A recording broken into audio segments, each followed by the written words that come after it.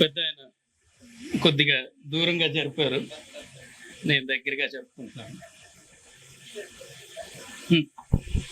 Audible.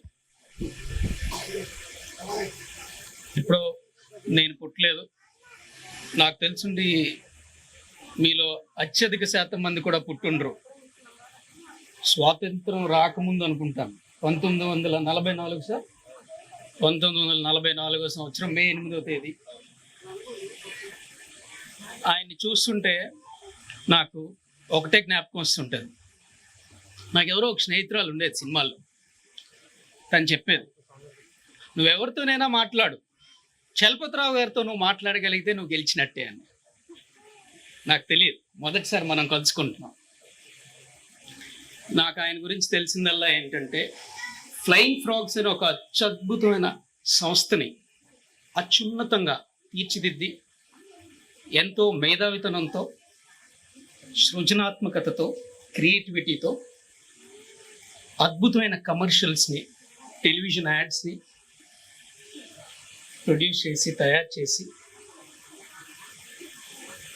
ఎన్నో వందల కోట్ల జనాల హృదయాల్ని తాకిన ఆ జింగిల్స్ కానీ, ఆ కమర్షియల్స్ కానీ, ఆ టెలివిజన్ యాడ్స్ కానీ తయారు చేసిన ఘనత తన బిడ్డ రవిది.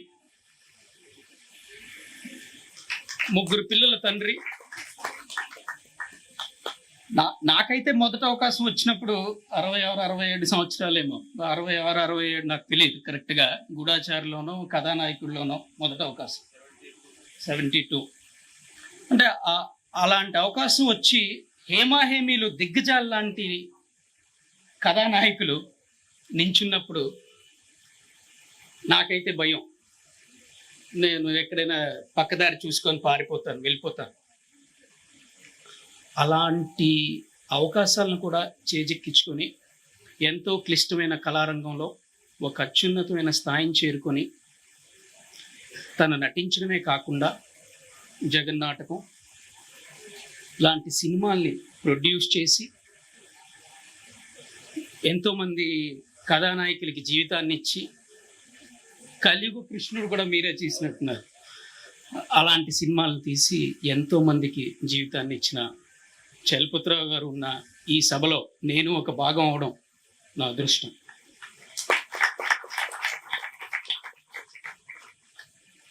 మేడంకి నాకు ఉన్న సాన్నిధ్యం, మాకున్న సహచర్యం, మాకున్న స్నేహం, నేనైతే అది అవినాభావ సంబంధం అనుకుంటాను. మేడం ఎవరో నాకు తెలియదు, పేరు తెలుసు. ఎవరో ఒక లేడీ, ఒక ఉమెన్ ఎంటర్‌ప్రెన్యూర్, మిర్రర్స్ అనే సంస్థను రన్ చేస్తుంది. మిర్రర్స్కి నేను వెళ్ళలేనేమో, అది నా స్థాయికి మించిందేమో, డబ్బు పరంగా, హోదా పరంగా, నా స్థితిగతుల పరంగా ఆ స్థితికి నేను చేరలేనేమో అని చాలా సంవత్సరాల పాటు జూబ్లీ హిల్స్ వైపు రాలేదు. బంజారా హిల్స్లో ఉన్న సెలూన్స్కే వెళ్ళేవాడిని. ఒకానొక సందర్భంలో నాకు ఒక చక్కని అవకాశం దొరికింది. ఆవిడ విజయలక్ష్మి అనే సంగతి నాకు తెలియదు. అప్పుడు కూడా తన నా స్టూడెంటే. నేను ఒక లెక్చర్ ఇస్తున్నాను ఒక చోట, తన ఆ స్టూడెంట్స్లో తను కూడా ఒక విద్యార్థి, సహ విద్యార్థి.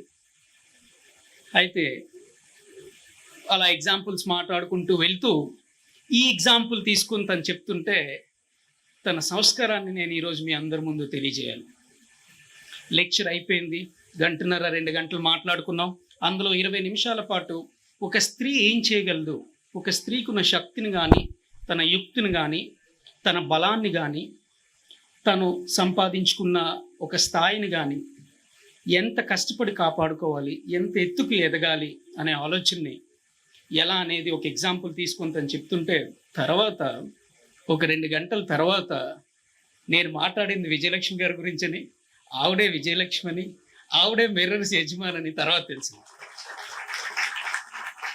చాలా సంతోషం. ఇద్దరం మాట్లాడుకున్నాం కాసేపు. అక్కడి నుంచి మా స్నేహం అలా నడుస్తూ వచ్చింది. 1-2 సందర్భాల్లో మిర్రర్స్కి రావడం జరిగింది. మరో 2 సందర్భాల్లో ఇక్కడున్న ఉద్యోగులందరితో నేను మాట్లాడడం జరిగింది. ఎప్పుడు మేడంకి ఏ చికాకు వచ్చినా, ఏది కష్టం అనిపించినా, ఎక్కడైనా బాధ కలిగినా, ఏదైనా ఇబ్బంది తనకి లేక అడ్డంకి కలిగినా తను నాకు ఫోన్ చేయడం, నాతో చర్చించడం.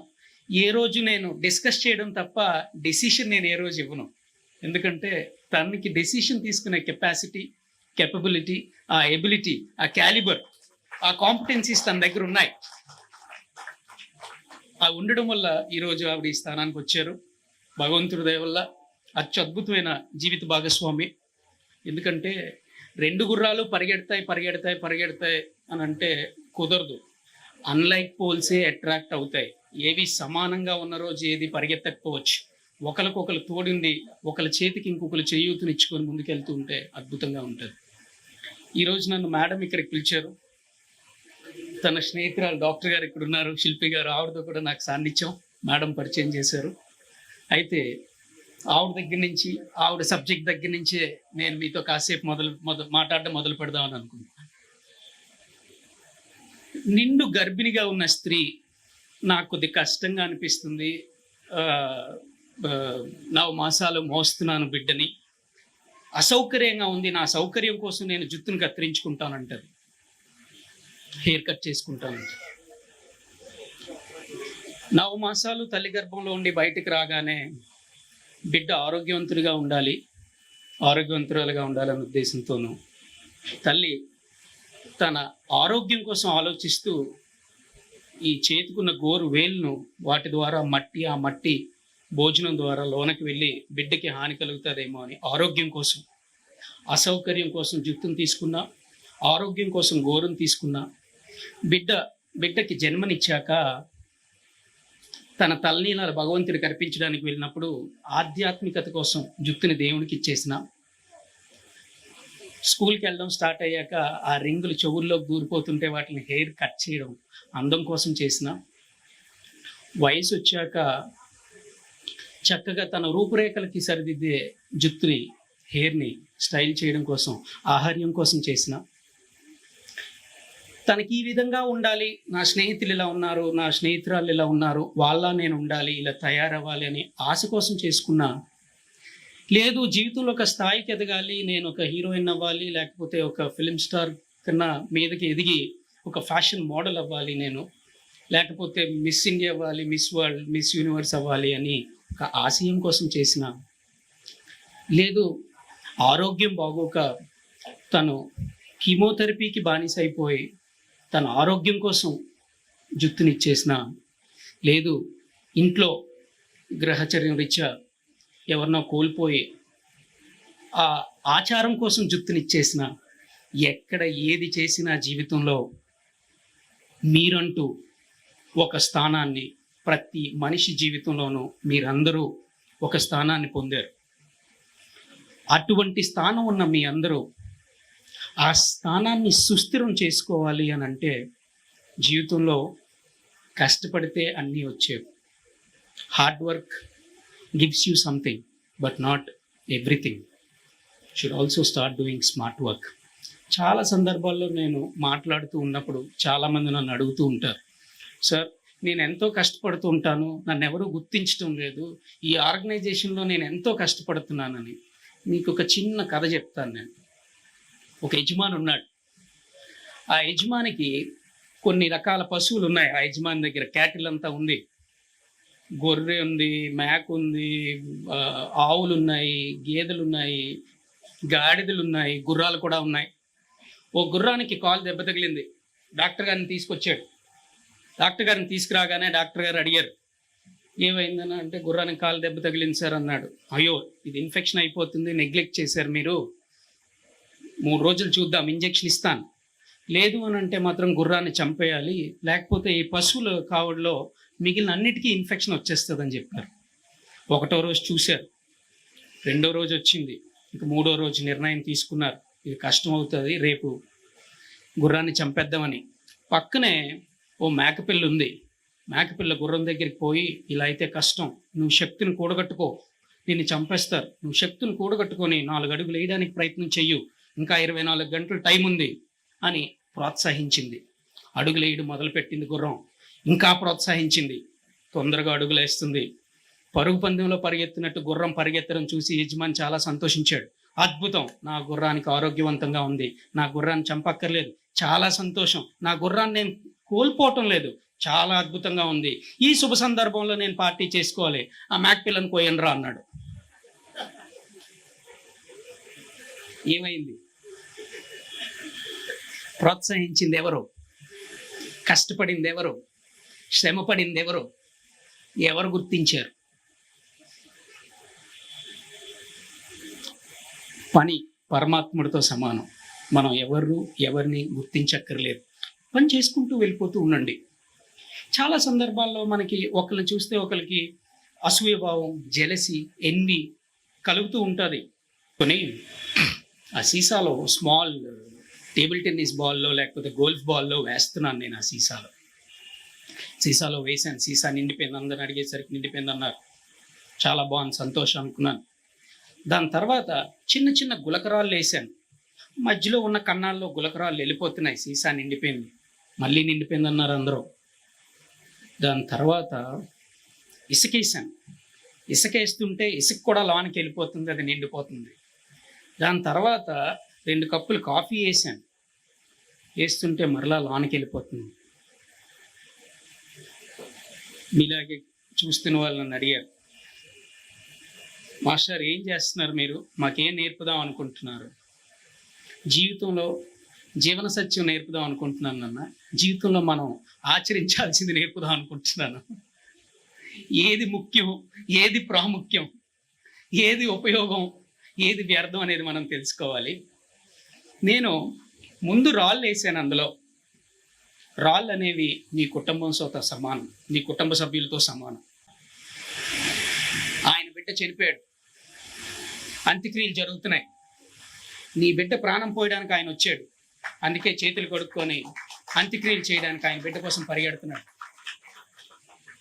సో ఒక మనిషి మనతో మాట్లాడకపోయినా, మనకి ఏదైనా తప్పు చేసినా, మనల్ని ఒక మాట అన్నా, మనకి ద్రోహం తలపెట్టినా, పాపకర్మ కానీ పాపక్రియ కానీ మనకి చేసినా కూడా ఆయన స్థితిని, ఆయన పరిస్థితిని, మన గ్రహస్థితిని, ఆ సందర్భాన్ని, వాటిని ఆలోచించుకుంటూ మనం ఒక మంచి జీవితాన్ని, చక్కని జీవితాన్ని మనం పెంపొందించుకోగలగాలి.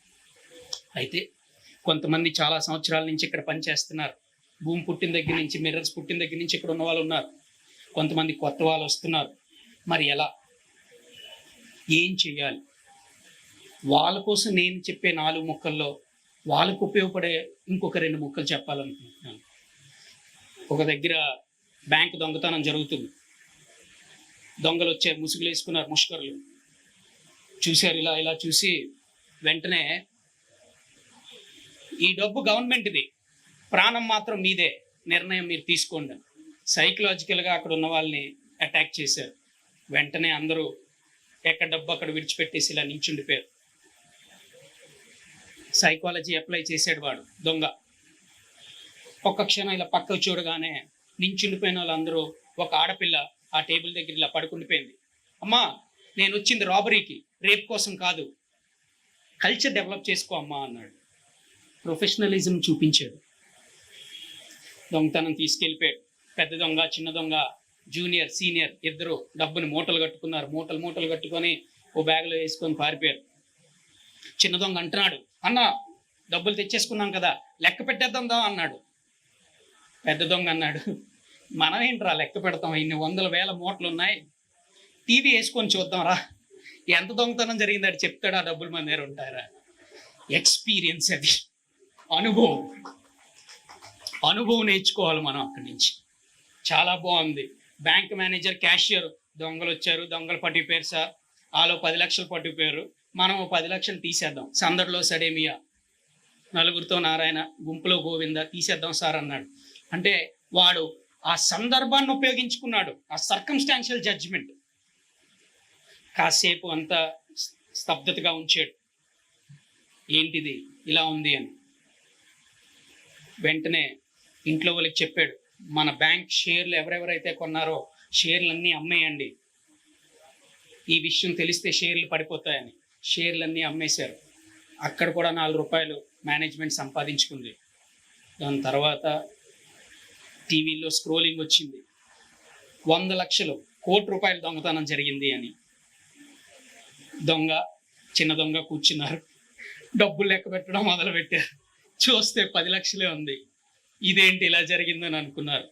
అప్పుడు వాళ్ళు నేర్చుకున్నది ఏంటంటే స్కిల్, చోరకళ. కళ ఉంటే సరిపోదు, కళకి సంబంధించిన విద్య కూడా ఉండాలి, ఎడ్యుకేషన్ కూడా ఉండాలి, లెర్నింగ్ కూడా ఉండాలి. సో మీ కళని ఇంకా ఎక్కువ సమాజానికి ఉపయోగపడేటట్టు, వ్యక్తిగతంగా మీ అందరికీ సహాయపడేటట్టు, మీ కుటుంబానికి ఆసరాగా నిలబడేటట్టు మేడం ఒక అకాడమీని కూడా పెట్టి లెర్నింగ్, ఎడ్యుకేషన్ మీకు ఇవ్వడానికి ఎంతో ప్రోత్సాహం చేస్తున్నారు.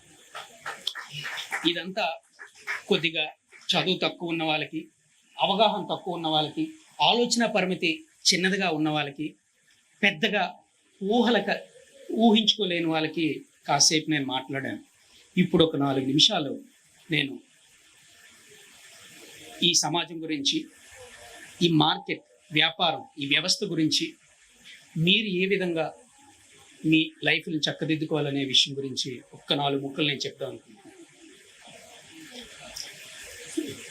ఈ ఆర్గనైజేషన్ మిర్రర్స్ అనేది ఒక సెలూన్ కాదు. ఎందుకు మీరు సెలూన్ అని పిలుస్తారో నాకు తెలియదు. మీకు ఇష్టమైందనో, మేడం పేరు పెట్టారనో, లేకపోతే పబ్లిసిటీ మెటీరియల్ మీద ఉందనో, ఇదొక వ్యవస్థ, ఇదొక సంస్థ. నేను చాలా సందర్భాల్లో మేడంతో మాట్లాడుతున్నప్పుడు తను మాట్లాడుతున్న తీరు కానీ, తన ఆలోచన విధానం కానీ, తన వ్యాపార ధోరణి కానీ, తన ఉద్యోగస్తుల మీద ఉండే తనకి ప్రేమాభిమానం కానీ, తను చేద్దామనుకునే వ్యాపారం మీద తనకున్న మోహము, వ్యామోహము, వాటి మీద ఉన్న పట్టు నేను చాలా సందర్భాల్లో చాలా నిశితంగా పరిశీలించాను. మీరందరూ అదృష్టవంతులు. ఒక విజన్ ఉన్నవాడికి, ఒక మిషన్ ఉన్నవాడికి కింద పనిచేయడం వల్ల మనం మేనేజర్ల కింద పనిచేయం, నాయకుల కింద పనిచేస్తాం, లీడర్స్ కింద పనిచేస్తుంటాం. కొన్ని సందర్భాల్లో ఇంట్లో మీకు ఇబ్బంది అనిపించవచ్చు, పిల్లల ఆరోగ్యం మీకు బాధ పెట్టవచ్చు, తల్లిదండ్రులు సాధక బాధకాలు మీకు కష్టం కలిగించవచ్చు, భర్తో భార్యో స్థిమితంగా లేకపోవచ్చు. కానీ మీరు 24 గంటలు మీ జీవితంలో మీరు నిద్రపోకుండా లేచున్న 12 గంటల్లో 90% టైం ఈ సంస్థలో మీరు గడుపుతున్నారు. అటువంటి సంస్థలో మీరు గడపడానికి మీకు ఆవిడ ఏర్పాటు చేసిన వ్యవస్థను కానీ, ఆవిడ మీకు ఇచ్చిన సదుపాయాలను కానీ, ఆవిడ మీకు కల్పించిన, నేనైతే భోగభాగ్యాలే అంటాను, వాటిని మీరు శ్రద్ధగా వినియోగించుకుంటూ, ఏ రోజు ఏ కష్టం వచ్చినా కూడా మేడం దగ్గరికి వెళ్తూ, అడుగుతూ, సార్కి తెలియజేస్తూ, ఈ అవకాశాన్ని మీరు ప్రపంచాన్ని చూసి రాలేదేమో. 27 దేశాలు తిరిగాను నేను, 17 యూనివర్సిటీల్లో కొన్ని వందల వేల స్టూడెంట్స్కి లెక్చర్లు ఇచ్చాను. ఇండియాలో కొన్ని వందల వేల కాలేజీల్లోనూ యూనివర్సిటీల్లోనూ మాట్లాడాను. కానీ ఎక్కడ మాట్లాడినా, ఎంత చేసినా మనం పనిచేస్తున్న వ్యవస్థకి మనం కట్టుబడి ఉండాలి. మనం ఎంత తెలివితేటలు మనకున్నా, ఎంత శ్రమ మన దగ్గర ఉన్నా, ఎంత పరిశ్రమ చేయడానికి మనం నిర్ణయించుకున్నా, మనం ఒడంబికతో మన గురువుని నమ్ముకొని, గురువు చూపే దారిని నమ్ముకొని మనం ప్రయాణం చేయగలిగితే, నాకు తెలిసింది మీ అందరూ ఒక ఉన్నతమైన స్థితిని, అత్యున్నతమైన